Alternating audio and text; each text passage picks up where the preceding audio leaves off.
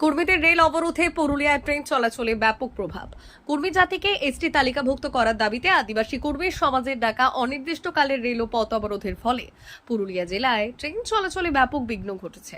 যদিও পুরুলিয়ায় সরাসরি আন্দোলনের প্রভাব সেভাবে দেখা যায়নি, পার্শ্ববর্তী রাজ্য ঝাড়খণ্ডে কর্মীদের অবরোধের কারণে পুরুলিয়ার ওপর দিয়ে যাওয়া ট্রেনগুলি ব্যাপকভাবে ক্ষতিগ্রস্ত হয়েছে। শনিবার সকালের দিকে পুরুলিয়া স্টেশনে ট্রেন চলাচল স্বাভাবিক থাকলেও ঝাড়খণ্ডে একাধিক জায়গায় রেলপথ অবরুদ্ধ হওয়ার খবর আসার পর থেকেই পরিস্থিতি বদলাতে থাকে। এর ফলে পুরুলিয়াগামী এবং পুরুলিয়া থেকে ছাড়ার কথা ছিল এমন বহু ট্রেন বাতিল ও ঘুরিয়ে দেওয়া হয়েছে।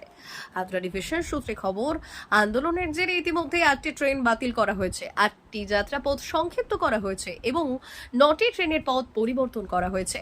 রেলের এই আকস্মিক সিদ্ধান্তে চরম ভোগান্তিতে পড়েছেন যাত্রীরা। বিশেষ করে যেসব যাত্রী দূরপাল্লার ট্রেনে টিকিট কেটেছিলেন তাদের দুর্ভোগ চরমে।